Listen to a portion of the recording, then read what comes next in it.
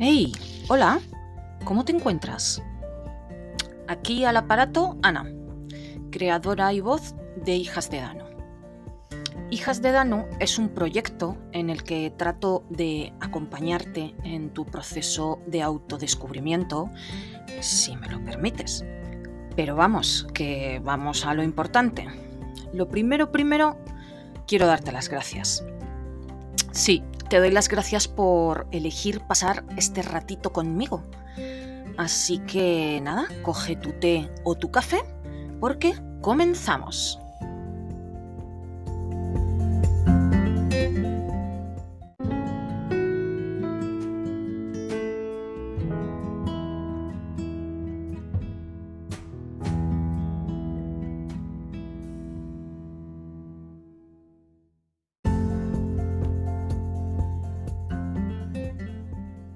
Hola, hoy estoy aquí, tengo conmigo a una persona a la que admiro mucho. Ella se llama Ana, en redes sociales la podéis encontrar como Desvelando a la Diosa, somos tocayas. Y ella es bióloga y es una apasionada de la historia antigua. Muy buenas, Ana. Hola Ana, encantada de estar aquí contigo hoy.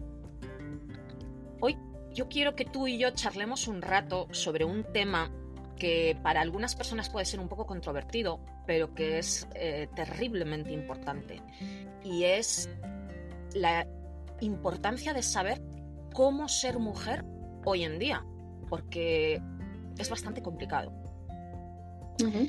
Yo sé que a ti te gusta mucho, porque yo te sigo mucho en redes sociales, comentar y hablar y poner en conocimiento cómo se llevaban a cabo la sociedad antigua en la que estaba proliferando las culturas matrísticas. Sí, bueno, yo siempre hablo de las culturas matrísticas, me gusta hablar de esto porque nadie lo está haciendo. O sea, yo cuando descubrí que veníamos de culturas matrísticas, fue en plan, me está petando la cabeza y no me ha contado esto en el cole. Veo mucho feminismo y veo de todo, pero nadie está hablando de esto, como que habían sociedades donde había una igualdad, o sea, una igualdad a nivel de derechos, a nivel de oportunidades, de errores, ¿no? Y entonces como esto ya lo hemos hecho ya, ¿no? Y en realidad hemos estado viviendo así muchos más años de los que llevamos en el patriarcado. Exacto. O sea, en plan, porque desde la prehistoria, desde que se originó el Homo sapiens, como los homínidos anteriores también, el Neandertal, o sea, el Homo, el Australopithecus, todos los que vienen antes del Homo sapiens vivían así. Entonces, pues podemos decir que llevamos millones de años. Como Homo sapiens igual 200.000 años. Pero la mayoría de la vida del ser humano ha sido así, en culturas matrísticas. Entonces, ¿qué son las culturas matrísticas? ¿No? Porque la gente es como, ¿qué significa? Son sociedades donde la organización se hacía alrededor de las madres, o sea, de las mujeres, pero de las madres. ¿Por qué? Porque si pensamos, pues imagínate, en la prehistoria, 100.000 años, hace 100.000 años, claro, ahí no se conocía todo lo que se conoce ahora, porque la ciencia no existía, ¿no? Entonces, pues ellos no veían la relación entre coito, embarazo, parto, generación de vida, ¿no? Entonces, para ellos las mujeres eran mágicas, porque tenían el poder de repente, ¡pum!, una tripa, un bebé, ¿no? Entonces, claro... Y se guiaban más por la naturaleza, por los ciclos naturales, el sol, la luna, lo que veían que sucedía a su alrededor, en su entorno. Claro, y dependían totalmente de eso, o sea, dependían totalmente de la naturaleza, fuera buena o fuera mala, o sea, en plan, hubiera abundancia o hubiera escasez, ¿no? Entonces ellos eran parte de la naturaleza, o sea, no como ahora que estamos súper separados. Y se comportaban como tal. Exacto. Ellos eran parte de la naturaleza y se comportaban como tal, no se creían más, no se creían menos, sino se creían una pieza más del puzzle, que eso es muy importante. Sí, quiero mencionar también que hay alguien que me puede decir, ya, pero tú cómo sabes esto si no estuviste ahí, ¿no? O cómo se puede evidenciar esto. Hay hallazgos arqueológicos de los que podemos hablar luego, pero también lo que se ha hecho mucho es inferir cuando se descubrieron todas las tribus indígenas en el siglo XIX ¿no? Con la colonización se fueron viendo como tribus y cómo vivían las otras poblaciones, ¿no? Entonces ahí, claro, eran poblaciones que no habían estado como tocadas por sociedades como con la cultura moderna, ¿no? Entonces vivían como más, de una forma más similar a los cazadores-recolectores de la prehistoria, y muchas tribus de estas son cazadoras-recolectoras o horticultoras, que eso podemos hablar también, que es como bastante parecido, ¿no? Entonces vieron que son tribus que se consideran parte de la naturaleza también, que se relacionan de esa forma matrística también, ¿no? Eso se fue perdiendo con el tiempo, muy tristemente, con el contacto con los europeos, básicamente. Pero bueno, al principio era así.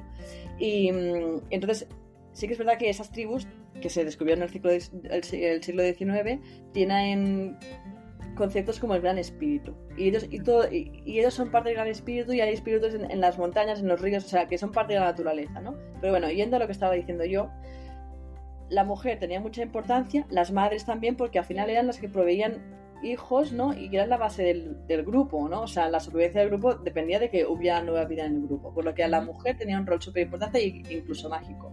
¿Por qué? Porque ahora entendemos cómo funciona el mundo, porque la ciencia nos lo ha explicado. O sea, sabemos que las tormentas pues son, no sé, los nubes son agua condensada que viene de los mares, ¿no? Las lluvias, o sea, lo podemos entender casi todo, aunque no entendamos cómo funcionan los electrones, podemos ir donde buscarlo, ¿no? Pero claro, cuando la ciencia no te explica las cosas, el ser humano tiene una tendencia, pues que es supervivencia, de proyectarlo fuera, ¿no? Proyectarlo en un dios, en una diosa en ese momento, en una divinidad, en la magia, en algo sobrenatural que te pueda dar una explicación, porque es que es un tema de pura supervivencia o un tema de fe, ¿no? De decir, ¿a qué me rindo yo para poder intentar controlar las cosas, ¿no? Porque al final es como, estás tú en medio de la selva intentando cazar, las cosas van mal, entonces es como surgieron las religiones, al final es un tema de fe humana, de decir, creo que hay algo al que puedo influenciar a través de ritos, a través de magia, a través de... Sí. Entonces, ahí las mujeres eran muy importantes porque por la creación de vida también ellos lo asimilaban con la naturaleza. Al final veían cómo los animales se reproducían también, ¿no? Los frutos, las semillas, todo esto. Entonces, por lo tanto, como he dicho antes, no conocían la relación entre coito, embarazo, parto. Se podía saber quién eran las madres, o sea, tú podías saber quién era tu madre, pero como en sociedades no monógamas, porque evidentemente no había familias nucleares, esto es un invento muy reciente, tenían sexo grupal, o sea, tenían se llama apareamiento multimacho, multihembra, que esto viene de observar a los primates que se relacionan igual, algunos, y entonces no es que hubieran parejas dentro de la tribu, sino que distintos hombres pueden ir con distintas mujeres, entonces no conocían la atribución paterna a la concepción, por lo que los linajes iban de madre a hija. Esto se llama matrilineaje, ¿vale? Entonces, porque era la única manera que realmente se podía saber de quién eras. Claro. La persona que te había traído a este mundo. Claro, tú sabías de dónde había salido, pero no sabías que un hombre te había fecundado a ese óvulo, ¿no? Entonces es que ni se conocía. Entonces había el matrilineaje, por lo que los linajes, los nombres, o sea, imagínate el apellido, ahora es un patrilineaje, porque el apellido viene del padre. Pues en ese momento, a ver, no sé si habían apellidos, pero digamos el clan, ¿no? Era definido los por la clanes, madre. las familias, etcétera, etcétera, es hija de o hijo de. Exacto.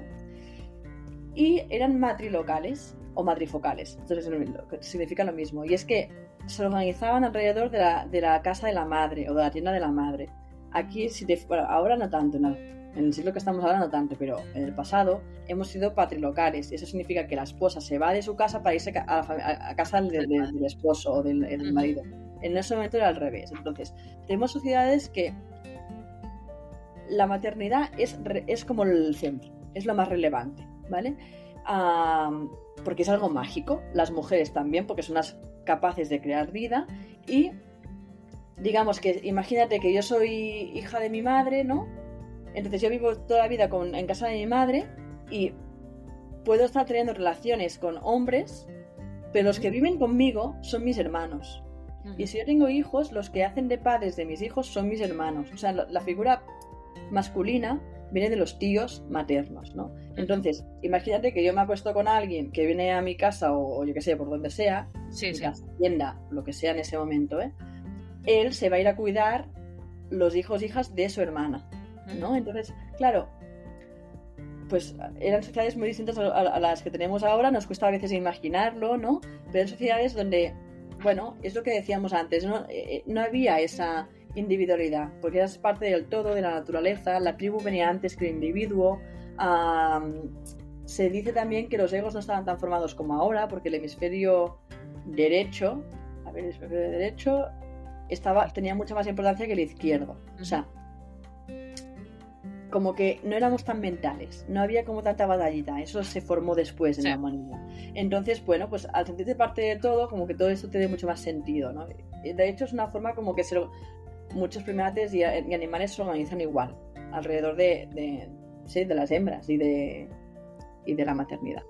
Ahora te voy a hacer que te mojes un poquito. Bajo tu propio criterio, ¿crees que esas sociedades estaban, en general, mejor formadas y mejor estructuradas que la sociedad actual en la que vivimos? ¿O prefieres la sociedad actual en la que vivimos? Uy, no, hombre, a ver, yo he sido madre reciente, solo con eso que te digo que, claro, o sea, una sociedad que está, te digo, estoy muy sesgada porque mi bebé tiene 3 meses. Una sociedad que protegía a las madres y donde la pareja principal era madre-bebé. O sea, esa es la pareja principal y realmente tiene mucho más sentido que lo que estamos haciendo ahora de hombre-mujer. O sea, porque yo lo siento ahora como madre, el amor que siento hacia mi hija, no lo he sentido en mi vida. No se puede explicar. No se puede explicar y no tiene absolutamente nada que ver con lo que tú puedes sentir hacia una posible pareja. Absolutamente nada. Ni tampoco tiene nada que ver con el amor que sientes por tus padres. No tiene absolutamente nada que ver, porque se forma en el minuto cero en el que tú tienes a ese ser encima tuyo. O sea, en el momento en el que ese ser ya ves que ya no forma parte de ti, o sea, tú piensas, ¿cómo puedo querer tanto yo a esta personita que recién acaba de empezar a existir? Claro, y es que es algo instintivo en realidad, porque es como tú, ese bebé depende de tu protección, depende de tu nutrición, depende de todo, o sea, depende totalmente de ti, ¿no? Entonces es algo que instintivamente, a nivel biológico, estamos hechos para proteger y para amar mucho más a nuestra descendencia, ¿no? Porque nos apareamos. Al final el coito son 2 minutos. O sea, al final para crear nueva vida por parte a nivel de aparearse hombre-mujer, son 2 minutos. No o sea, la naturaleza no va a fortalecer no va a poner tanta energía de amor o de apareamiento o de pareja en una cosa que tiene 2 minutos. O sea, 2 minutos, a ver, 2 minutos si lo hacemos rápido, entiéndeme, ¿eh? Sí. O sea, digamos que el punto importante donde se genera la vida no es más tiempo.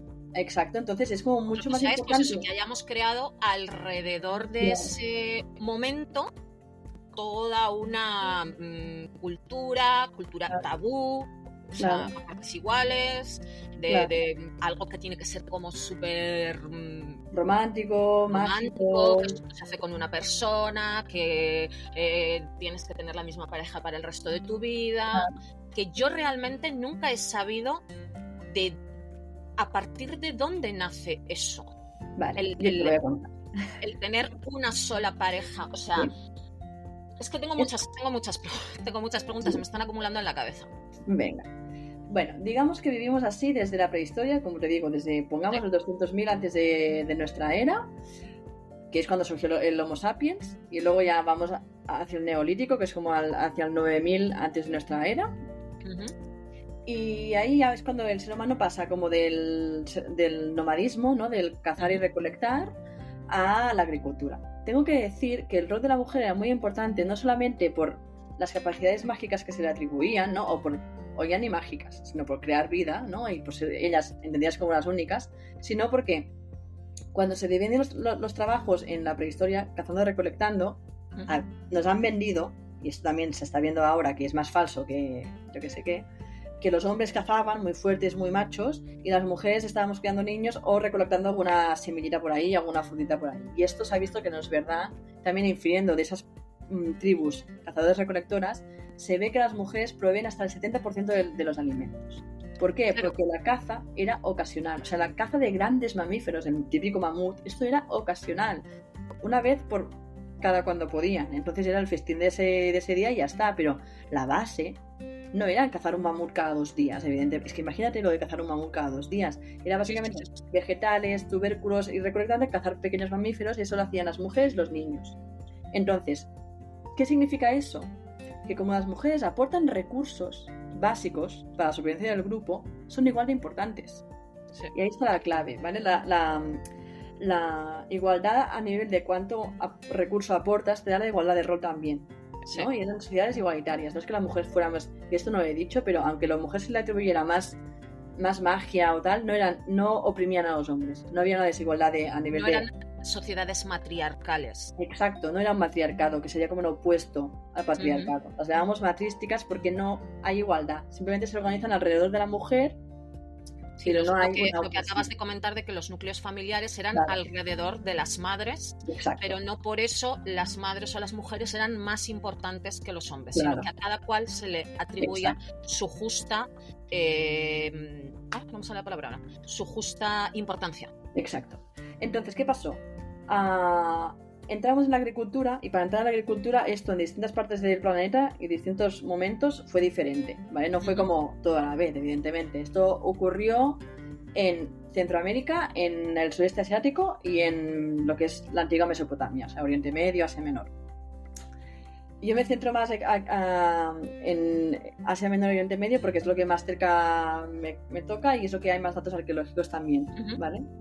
Pero se estima que más o menos fue como igual, aunque fue en distintas épocas. Entonces se pasó de la caza y recolección a la horticultura, que es como más pequeño huerto, o sea, no son campos extensivos donde hay que utilizar el arado y con mucha fuerza, sino que es más como pequeño. Y se dice, bueno, se sabe, que fueron las mujeres las que empezaron a hacer la horticultura porque eran las que tenían el dominio de la recolección de los frutos y de los vegetales, por lo que tantos años habían ya aprendido qué vegetales salen en qué estación, los ciclos, o sea, tenían ese conocimiento, por lo que en ese momento todavía fueron más relevantes, ¿vale? Las mujeres.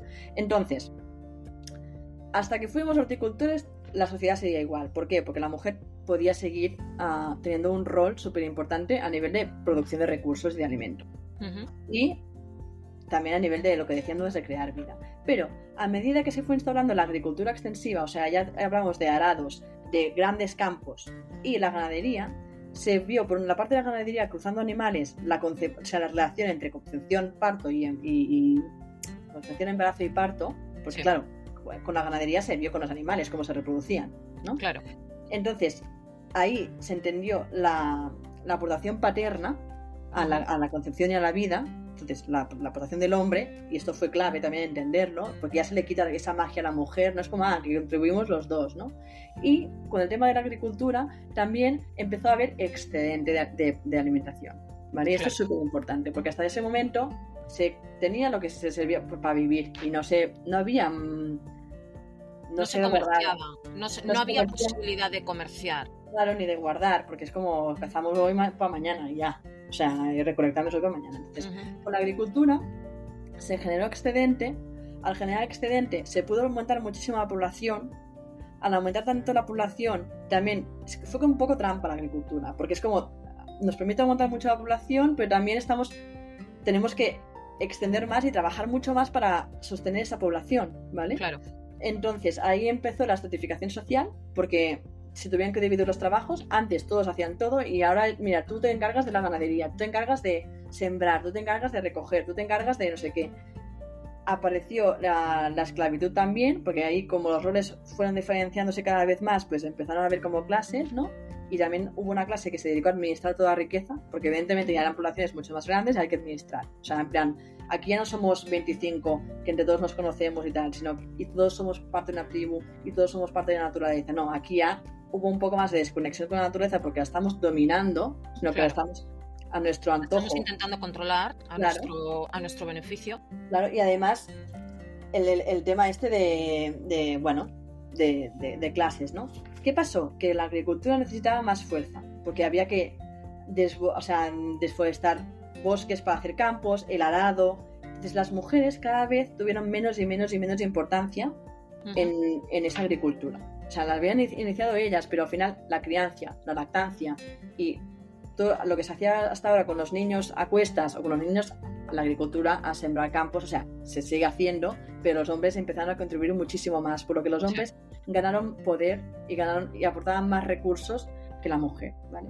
Además, aparte de esto, con la agricultura que estaba pasando, empezaron a ver sobre estas sociedades que estaban en el Oriente Medio, es la antigua Mesopotamia, para que nos hagamos una idea, ¿eh? Sí. Había todavía tribus nómadas, que se habían quedado como nómadas desde hacía años, en la zona como son los kurganes, los indoeuropeos, en la zona del sur de Rusia, que empezaron a invadir a todos estos pueblos que se habían asentado con la agricultura. ¿Por qué? Pues porque tenían excedente, tenían un montón de grano guardado y ellos eran nómadas, por lo que no tenían, o sea, era como muy... Y además, yo me imagino esas culturas matrísticas súper pacíficas, no es que no me imagines, que eran súper pacíficas, no se encontraron evidencias de guerra hasta a partir del 8. No tenían necesidad. Claro, no tenía necesidad. Pero con el excedente empieza a haber como ese pillaje, ¿no? Y empieza a haber esa guerra de esas tribus nómadas que estaban como más en una situación de escasez, empiezan a bajar, también se dice por un cambio climático que hubo, bajaron desde el sur de Rusia y también desde el desierto, del Sáhara y por ahí. Entonces, porque hubo como una desertificación al mismo tiempo. Entonces, eso hizo como una presión sobre esas sociedades mesopotámicas que digamos, que aún no eran Mesopotamia, pero ahí en esa zona. Sí. Y entonces apareció también la propiedad privada. ¿Por qué? Porque esas tribus nómadas eran patriarcales, ¿vale? Para ser patriarcal, esto es muy importante entenderlo, significa que sus linajes eran de padre a hijo, patrilinajes, en lugar de ser de madre a hija. Pero, para asegurarte, esto es la clave de todo, para asegurarte que tu hijo es tuyo, si eres hombre, tienes que asegurar que la mujer solo se acuesta contigo. Claro. Y esas sociedades que eran no monógamas, que se acostaban, pues no sé si todos con todos, pero que había mucha libertad sexual por parte del hombre y de la mujer, claro, se tuvo que reducir a la monogamia, porque es que si no, ¿a quién voy a pasar las propiedades? A un hijo que no es mío. O sea, empezó como a necesitarse que la mujer fuera monógama. Los hombres no, los hombres hicieron lo que les dio la gana, pero las mujeres monógamas, ¿no? Y de ahí viene todo el tema de la represión sexual de la mujer, de la sumisión, ¿no? Fue el tema de, bueno, pues todo eso, como esa influencia de perder rol en la agricultura, la propiedad privada, querer pasarla por herencia y la monogamia. Y ahí es como se empezaron los matrimonios. Los matrimonios eran en plan, bueno, como las mujeres nos tenemos que quedar en casa criando de los hijos porque no podemos hacer esos trabajos, necesitamos, al principio era asociarse económicamente con alguien para que te pudiera sustentar. O sea, en plan, yo crío tus hijos, tú me das comida. O sea, tú trabajas y me das comida. Y empezó así. Y al final, muy rápidamente evolucionó a considerar a la mujer como la propiedad del hombre y a comerciar con ella. Porque al final, y no tanto la mujer, era su capacidad reproductiva. ¿Por qué? Porque para la agricultura, cuantos más hijos tengo, mejor produzco. Y mejor rendimiento le saco a mis campos, ¿no? Y a mi producción. Entonces era como, necesitamos a las mujeres que nos den muchos hijos. O sea, que se pasó a hacer exactamente igual que se empezó a hacer con la naturaleza. Exacto. O sea, se pasó a hacer con la mujer exactamente lo mismo que se había empezado a hacer con la naturaleza, que es considerarla un valor más y a ver cuánto puedo rentabilizar de ella. A comerciar, a explotar, a someter y a reducir al final, ¿no? O sea, y también, bueno, es un poco esto de la energía femenina, ¿no? O sea, al final la energía femenina, considerada como yin y yang, ¿no? Es como lo que nos recuerda a la materia, ¿no? O sea, y al final también se vio que todo esto fue evolucionando y cada vez había como un desprecio por parte de los hombres hacia las mujeres porque les recordaba a esa naturaleza, a ese componente animal, ¿no? ¿Por qué? Las mujeres, por mucho que tú les quites el valor, las denigres, les cortes todos los derechos que puedan tener, los hombres a las mujeres las van a seguir necesitando y las mujeres a los hombres, porque se necesitan las dos energías para generar la nueva vida. Claro, totalmente, es así.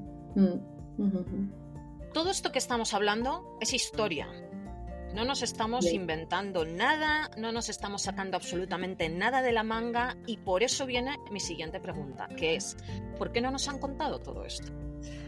A ver, yo creo a mí me gusta ser poco conspiranoica, en plan, no me gusta pensar que hay gente ahí activamente, ¿sabes?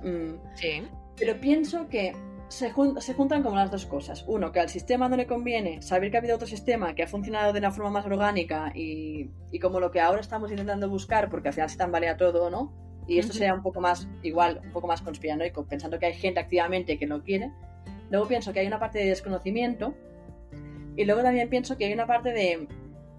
Cuando todo esto se descubrió, se miró con la perspectiva de hombre blanco. O sea, Sí, entonces te entiendo. no se entendió nada de lo que se estaba viendo. O sea, esto que estoy explicando, hay para quien quiera saber, hay libros. Igual después puedo hacer como un poco de resumen de los libros en los que me he basado para estar divulgando esto. Pero claro, se basa en hallazgos arqueológicos. Por ejemplo, un montón de figurillas, más de 5.000 figurillas por toda Europa y Oriente Medio, incluso norte de África, de mujeres y no de hombres. Entonces, si tú te encuentras 5.000 figurillas que son de un periodo de entre 50.000 años o 25.000 años, tú ahora lo ves con estos ojos y dirás, ¿será que la mujer era importante? Si se hacen esculturas, porque esas sociedades madrísticas, que no lo he dicho, creían en una diosa, sí que lo he dicho, creían en una diosa, ¿no? Entonces hacían figurillas de la diosa. Hay discusión sobre si eran figurillas a la diosa o eran figurillas a las madres, pero bueno, quieras o no, es a la mujer. Sí. Entonces, al fin y al cabo, el resultado es el mismo. Sí. Los hombres arqueólogos del siglo XIX que encontraron esas figurillas decidieron que eran, es que a veces está escrito como figurillas pornográficas, un rito como de sexualidad, como no pueden entender, o sea, como desde esa perspectiva del siglo XIX, que los hombres hacemos cosas y las mujeres nos miran y nos crían a los hijos y no hacen nada más, es imposible pensar. O sea, los gozos son muy diferentes. Hay que pensar, más que en teorías conspiranoicas, que todos los grandes primeros hallazgos arqueológicos se realizan solo por hombres, porque las mujeres no trabajaban, las mujeres no estudiaban, las mujeres, con lo cual lo único que había de arqueólogos eran hombres, y basado en una sociedad patriarcal, con lo cual si tú miras unos hallazgos, los que sean desde tu perspectiva sesgada, evidentemente tú vas a explicar las cosas de una manera que no son. Exactamente igual que pasó con restos arqueológicos de las culturas celtas, donde se encontraban tumbas de guerreras, grandes tumbas de guerreras con sus caballos, con sus armas, y inicialmente se niega que eso pueda ser, que esas tumbas puedan ser de mujeres. Y que decían, eran las esposas del guerrero, ¿no? Y les habían puesto la espada de adorno, ¿no? Algo así. No, es que como por aquel entonces no existía el ADN, no se podía demostrar, eran hombres. Claro. O sea, era imposible que pudiesen ser tumbas de mujeres, porque las mujeres no peleaban, las mujeres no iban a la guerra, las mujeres no luchaban. ¿Qué pasa? Que con el paso de los años y las evidencias científicas de cara a las nuevas tecnologías, se demuestra mediante ADN que efectivamente sí eran mujeres. Pues mira. Y resulta que las mujeres también iban a la guerra en las culturas celtas. ¿Qué pasa con la cultura egipcia? 3/4 de lo mismo. Las mujeres en casa, no sé qué, no sé cuántos. A la luz de nuevas pruebas se demuestra que la mujer era casi tan importante o más en la sociedad que el hombre, que las herencias se heredaban de madres a hijas, y que era la mujer la que decidía si se casaba o no se casaba y con quién. Claro.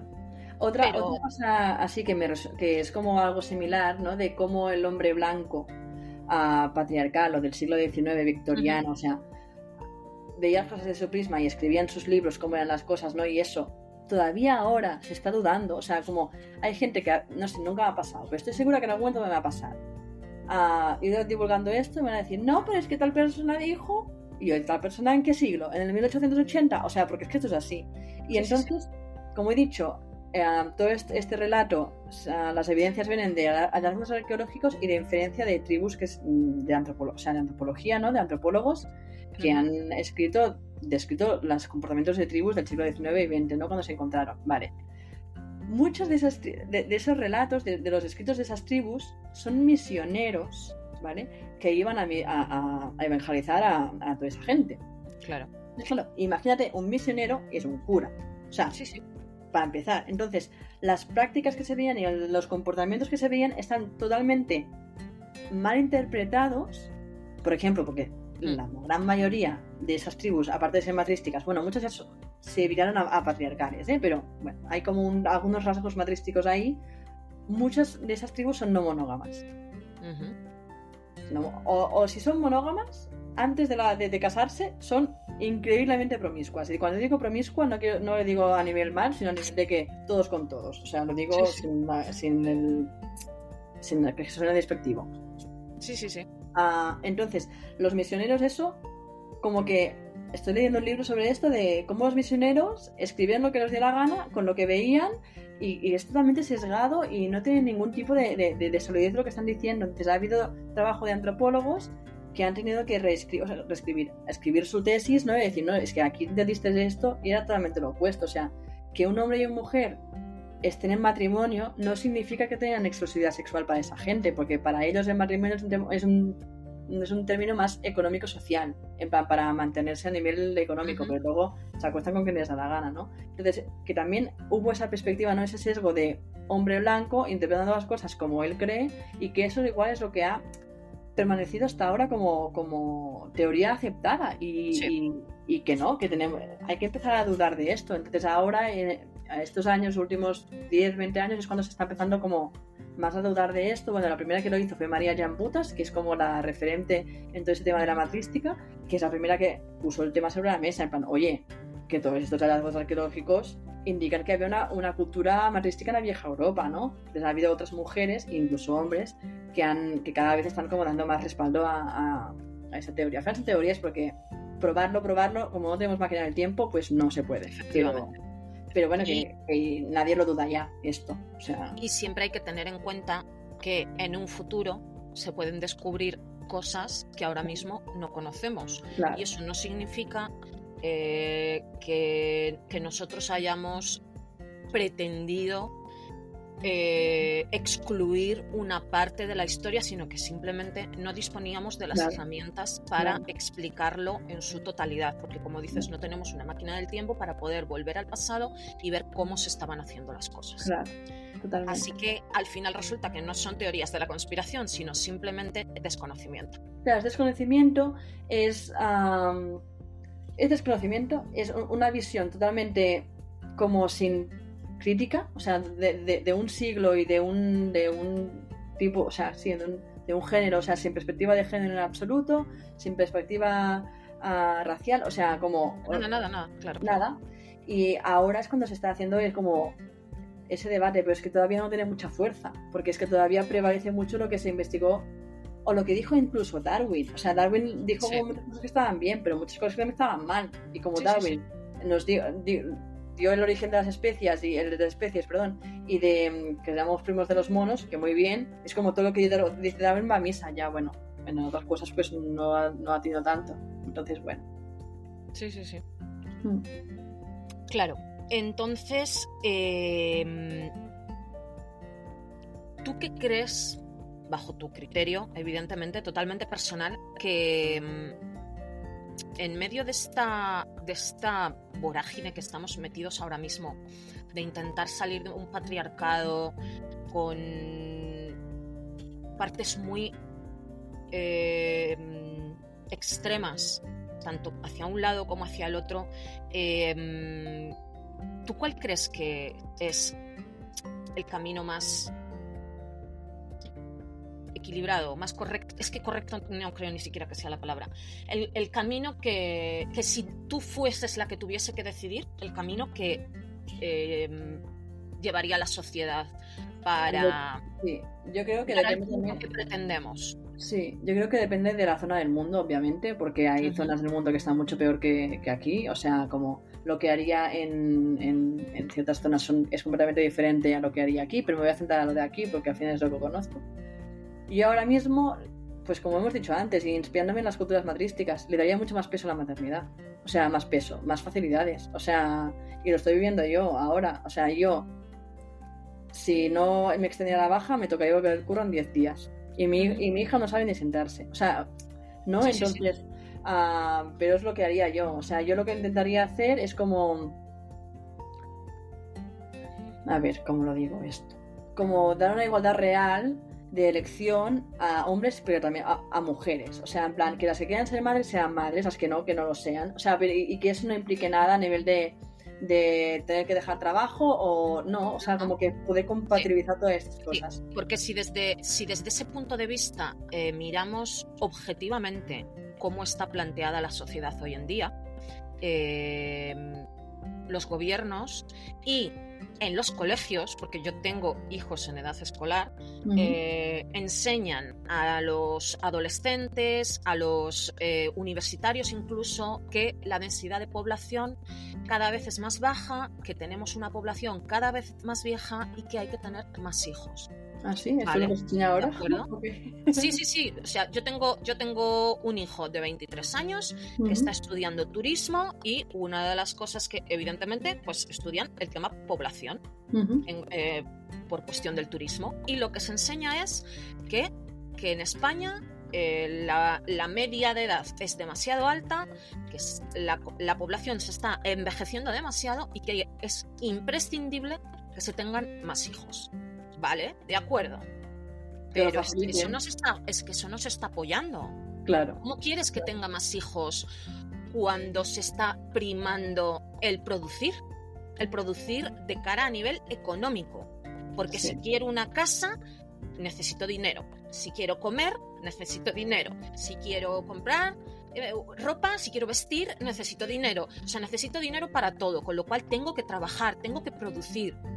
Con lo cual, si a una persona, no voy a hablar ya ni de hombre ni de mujer, si a una persona le das a elegir entre vivir, existir o tener hijos, va a escoger existir. Claro, o sea, si tiene que escoger, o sea, si no se deja llevar por sus instintos, o sea, si tiene que escoger, va a escoger vivir. Porque al vivir en una sociedad que prima lo económico, al vivir en una sociedad capitalista, o sea, choca las necesidades reales de la sociedad de hace falta más nacimientos con lo que realmente se está brindando a los hombres y a las mujeres. Claro. Con lo cual, desde nuestro punto de ser humano individual, ¿qué se puede hacer contra eso?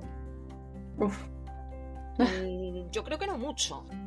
Más allá de como estamos hablando, de ver cómo se hizo en el pasado, ver cómo estaban montadas, cómo estaban organizadas esas sociedades y tenerlo claro para intentar entre todos, entre hombres y mujeres, ir hacia ese tipo de sociedades, intentar transformar la sociedad que tenemos en sociedades. Yo con esto voy a sacar un tema un poco que está un poco aparte, pero en realidad está relacionado. Y yo me estoy dando cuenta de esto ahora que soy madre. Para mí ha habido una transformación brutal en esto. Para mí es cuidar la infancia. Cuidar la infancia. Porque esto, claro, al final, en las sociedades matrísticas, al estar todo alrededor de las madres, eran madres y hijos, evidentemente. O sea, que las madres cuidaban a los hijos. La infancia era como lo primordial ahí. Como debería ser, es que es el futuro, o sea. Pero lo diferente es que esas sociedades, las madres, criaban desde el deseo materno, ¿vale? Esto, una gran autora es Castelo Rodríguez, que habla de esto, y es como un poco el instinto o cómo relacionar la sexualidad de la mujer con la crianza, ¿vale? Que nos han dicho que es algo separado, totalmente opuesto, ¿no? De si eres sexual, no eres madre, o no mezcles sexualidad con hijos porque pum, es incesto, y todas estas cosas, pero en realidad yo estoy pasando por ello, y he hablado con muchas mujeres que han pasado por ello.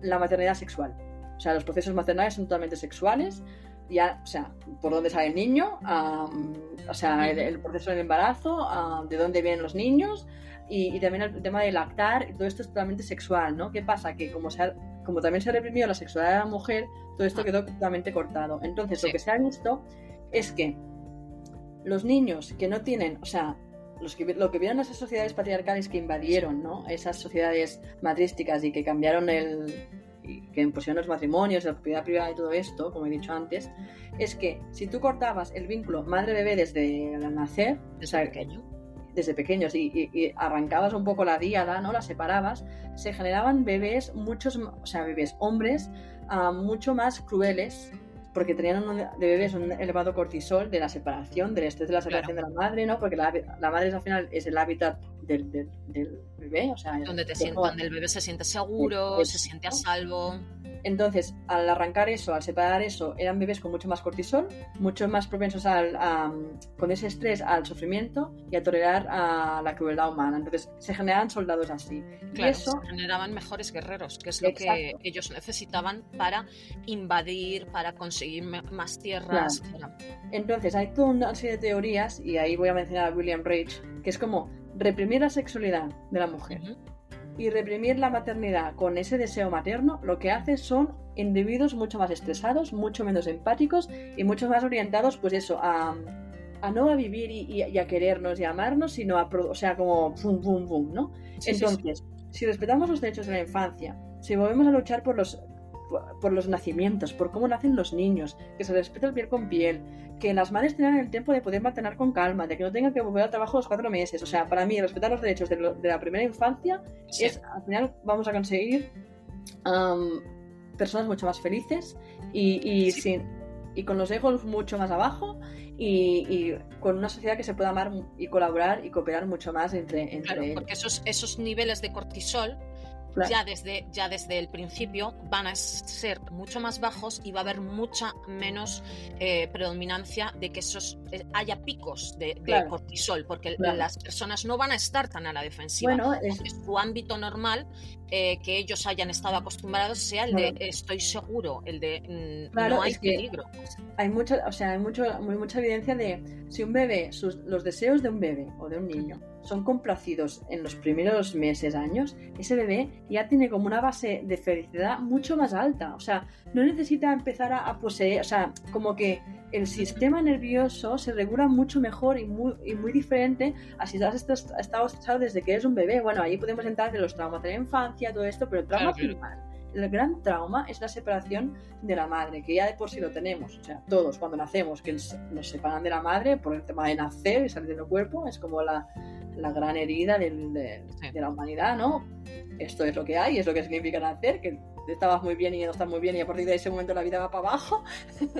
Pero, ostras, o sea, que tiene mucha implicación, ¿no? Entonces, ojalá pudiéramos darnos cuenta de eso y cuidar eso, porque es que realmente, también quiero mencionar que las mujeres que han tenido cesáreas y tal, se puede hacer mucho trabajo para volver a establecer ese vínculo. No quiero decir, porque alguna vez se me ha interpretado mal y luego, bueno, he recibido un poco de hate en redes, pero que si hay una cesárea se puede reparar ese vínculo y se puede hacer piel con piel y puede volver a quitar el cuerpo materno a un bebé y no va a salir de un bebé soldado, evidentemente, pero que hay que prestar atención porque los primeros meses, años de vida de un infante son cruciales para su bienestar futuro y para el bienestar de la sociedad, en realidad. Pues sí. Y hacen falta muchas más voces gritando bien alto esto para que quede bien claro. Ahora yo te voy en relación con todo esto, evidentemente hay muchas personas que pueden calificar que tu vida personal, la tuya, como que no se ajusta a la norma, entre comillas, que puede estar establecida ahora. Para ti, a lo largo de toda tu vida, ¿cómo de fácil o difícil ha sido ser mujer? Mi vida no se ajusta ¿en qué sentido lo quieres decir? ¿A nivel de mi manera de ser mujer o mi manera de relacionarme? O... Tu manera de ver las cosas, el estar buscando esa información, pues que no está al alcance de todos, ¿no? O te la encontraste, esa información. A ver, yo... ¿Tú sentías que había algo que tenía que ser de otra manera, que había sido de otra manera, o simplemente te lo encontraste y te llamó y entonces tiraste por ahí?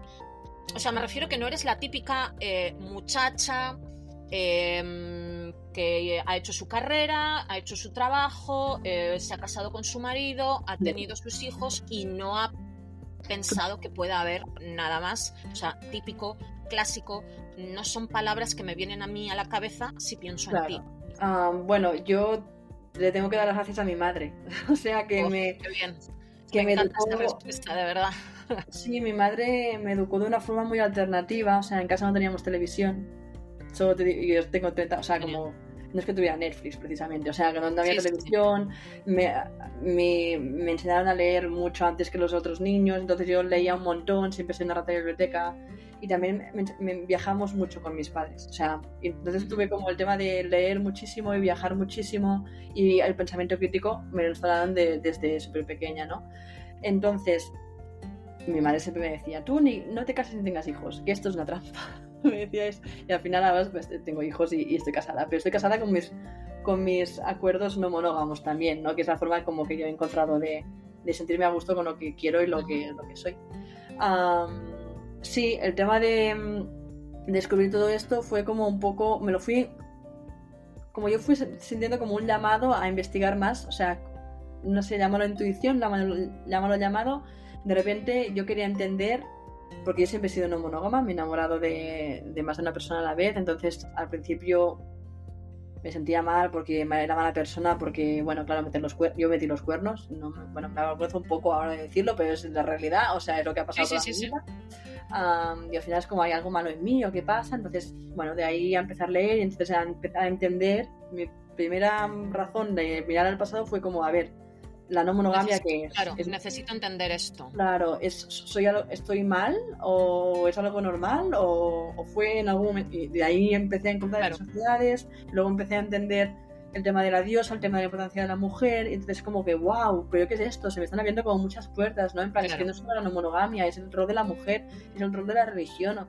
Como el cristianismo, y también vengo de familia católica, como el cristianismo, y por lo tanto sé mucho de la religión católica. Porque además, sí. Yo también vengo de religión católica y sé muchísimo y todo... Claro. Todo lo que publico, todo lo que hago, lo publico siempre poniendo el contrapunto de las sociedades paganas, denominadas paganas, o sea, cristianas, con la sociedad cristiana. Que muchas de los... Bueno, esto es otro tema, pero muchos de los rituales, muchos de las festividades, muchos de... Lo copiado. Pusieron en las fechas que ya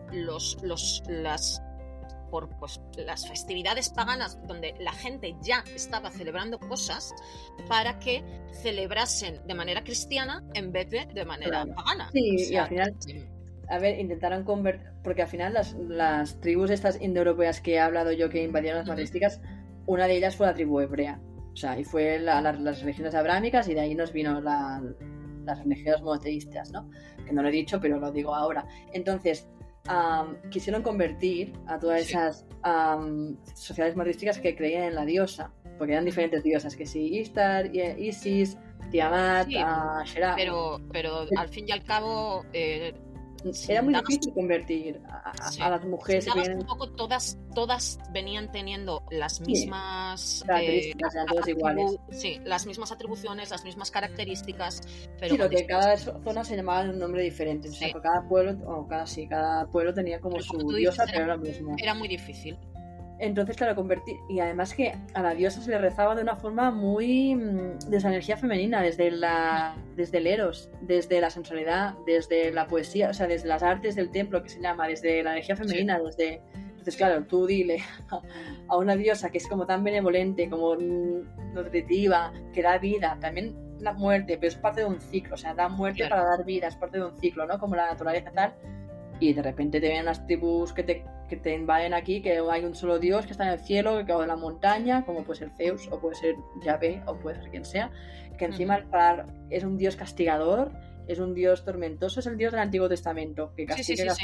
Castiga bien, porque si no ya verás la que te espera. Claro. Y fíjate, es que todo esto está recogido, o sea, a mí la gente que no cree esto, digo, a ver, cristianos que no creen esto, digo, vete al Antiguo Testamento y lo lees, está ahí escrito. Está ahí escrito como los hebreos, o no sé si fue en la tribu de Moisés o quién, decidió ir a Canaán y cargarse a la diosa Asherá, si sale el nombre. Y destruir hasta la última piedra y el último altar, porque las diosas son paganos y solo hay un dios y es el nuestro. Y matar a todas las sacerdotisas, porque no sé qué. Todo esto está en el libro de los reyes, en el libro de los jueces, en el libro del... Y es que está escrito, entonces, es que, ¿cómo no lo podéis creer si está escrito en vuestra propia Biblia, ¿no? Entonces, al final... no hay mucho rebate ahí, o sea, esto está ahí, o sea, sí, y luego lo que hicieron fue matar, genocidios, de todo, y lo que quedó pues fue, bueno, ya que hay todavía gente que sigue prefiriendo adorar a la diosa de una forma mucho más bonita, que no rezar así, como el castigo, de una manera mucho más mental, ¿no? Al final, desde pues voy a orar y así, me voy a repetir y voy a repetir oraciones, tal. Al final lo que hicieron fue convertir las festividades principales en las festividades, pues, cristianas en ese momento, o incluso judías e islámicas, y también, pues, convertir, pues, las diosas a santas, y esto también nos pasó, o sea, hay muchas diosas que son santas. Bueno. Y de ahí el papel tan importante para la religión cristiana de la Virgen María. Claro. Bueno, fíjate, al principio la Virgen María los primeros siglos no aparecía la Virgen María, no era muy importante, pero luego vieron que había que necesitaban como poner una figura femenina porque hay un anhelo en la humanidad, porque es que hemos estado muchísimos años con la diosa, adorando lo femenino, porque también hay un tema de que lo femenino es como que nos evoca como a lo divino, de verdad. O sea, no digo yo por ser mujer, o sea, es que el tema de poder concebir un ser humano dentro, es que para mí esto es mágico, por mucha ciencia que nos lo explique. O sea, hay para mí mi cerebro no logra hacer el clic, rollo. Puedo entender lo de la concepción, me refiero con... Que puede haber mucha explicación para todo, pero la realidad es que se tienen que dar muchas circunstancias juntas a la vez para que eso se produzca. Y hay millones de mujeres en el mundo que lo pueden decir porque no son capaces de engendrar vida. Exacto. Entonces es como ese anhelo inconsciente, te diría, porque es algo muy inconsciente, de una divinidad o de una magia femenina o de una adoración a lo femenino o una reverencia a lo femenino, se tuvo que acabar integrando en el cristianismo, porque esto está también descrito. Hay muchos libros que hablan de esto, ¿no? Del rol de Virgen María, y es incluir a lo femenino e incluir a ese Dios original, porque es que, a ver, es que si alguien va a crear vida, ¿quién va a ser, un hombre o una mujer? O sea, esto de la cosmovisión de que un hombre creó un mundo, es que no hay ninguna, o sea, en todas las religiones paganas, las de antes y las de las tribus estas que se encontraron en el siglo XIX, todas son mujeres las que crearon el mundo. ¿Por qué? Pues porque la mujer es la que da vida. Claro. Y ya está. Entonces esto de que un hombre creó el mundo en 7 días, pues se queda un poco corto. O sea, ¿no? Y por eso se incluyó ahí. Bueno, podríamos hablar de la Virgen María y luego de María Magdalena y de cómo se dicotomizó totalmente el tema de si eres madre, eres asexuada y lo haces y no tienes sexualidad para nada, porque mira, ella fue virgen y tal, si eres sexual eres como lo más impuro y lo más detestable y vas a ir al infierno, ¿no? Porque al final María Magdalena, la otra mujer que sale en la... Sí. Siempre se la atribuyó que era una puta. Se atribuyó, cosa que no es verdad. Pero es como, o eres una o eres la otra, y para ser madre tienes que ser súper pura y súper casta, ¿no? Y al final eso, ¿para qué? Y es siempre lo mismo, para asegurar que tú llegas virgen al matrimonio, para que los hijos sean de tu marido. O sea, es lo que hemos comentado antes. Para ejercer un control sobre algo que en origen no era controlable. Exacto. Sí. Ana, me pasaría horas hablando contigo, de verdad. Es que es tan interesante todo este tema. Cuéntanos, si queremos saber más de esto, libros, dónde te encontramos, con quién más colaboras. Mira, me encontráis en Instagram en Desvelando a la Diosa, porque pues yo empecé todo esto con el tema de la diosa, que me fascina y me gusta mucho. Me gustaba mucho hablar de ella, y ahora me he desviado un poco con matrística y con no monogamia y con maternidad. Hago un poco un mix de esto: maternidad, no monogamia, culturas matrísticas, sexualidad consciente. Hago a veces talleres y cosas así como de sexualidad consciente, de las artes del templo, de cosas mistéricas con la energía sexual, chamanismo sexual también. Esto por un lado. Luego, libros para descubrir sobre esto. Recomiendo muchísimo Cuando Dios era mujer, de Merlin Stone. Y también El cáliz y la espada, de Ryan Esler. Son los dos libros que mejor cuentan esto de cómo cambió la matrística. Pero igualmente, si vais a mi Instagram, tengo un post de libros y doy 6 y tal.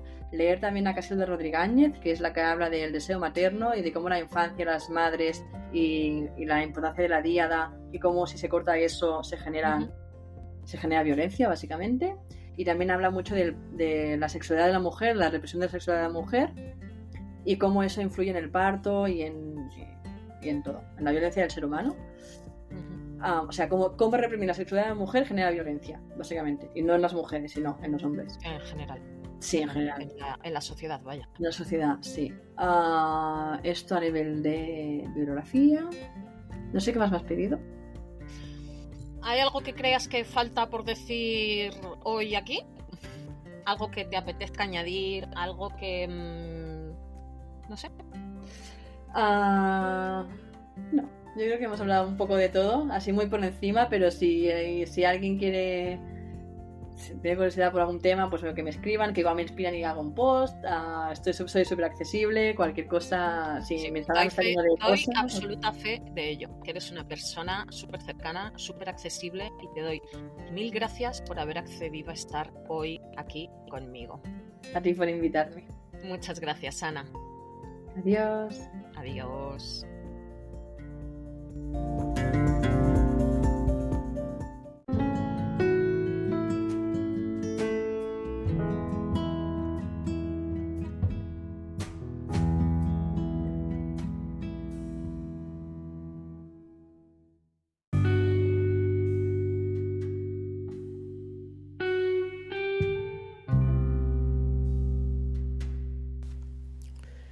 Para terminar, antes de despedirme, te invito a que hagas unas pequeñas respiraciones conmigo. Apoya los pies por completo en el suelo para poder conectar con tu cuerpo y también con la tierra. También puedes cerrar los ojos, solo si no supone un riesgo para ti.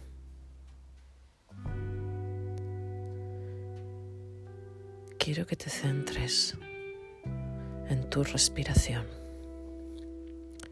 y en el compás de tu cuerpo subiendo y bajando rítmicamente cuando respiras.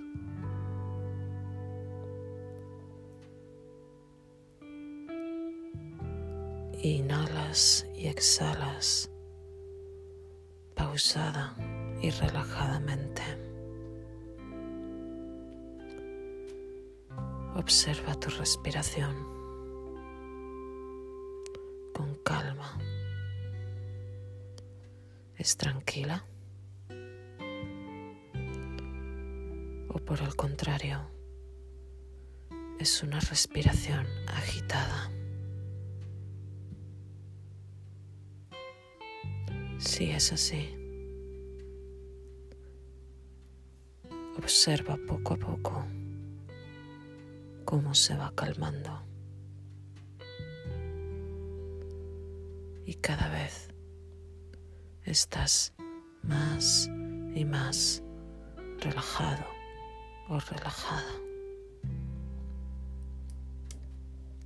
Solo existes aquí y ahora. Todo está bien. No hay nada más. Ahora mismo, todo es simplemente perfecto.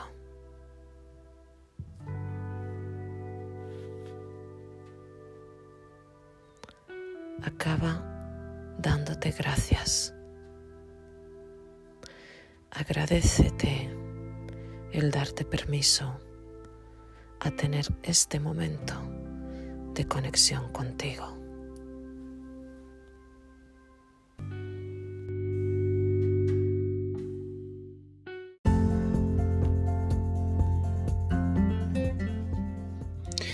Bueno, espero que te haya resultado interesante nuestra charla, al menos tan interesante como nos ha resultado a nosotras grabarla.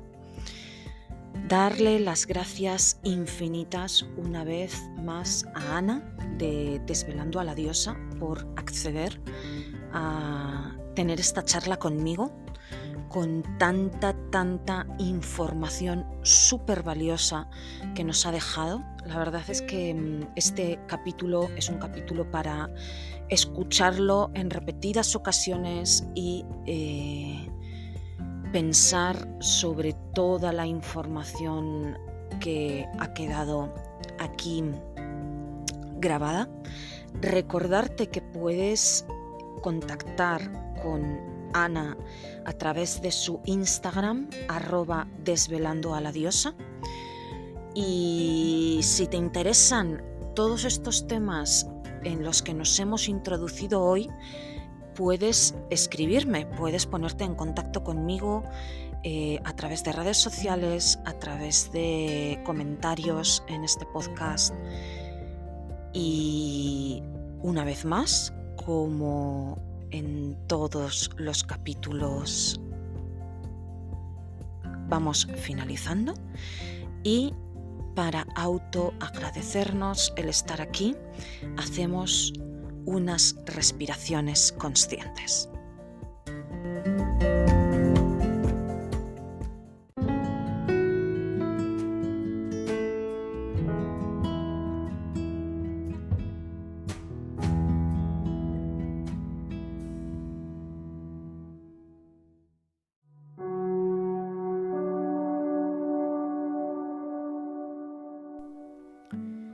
Me despido de ti ya por hoy.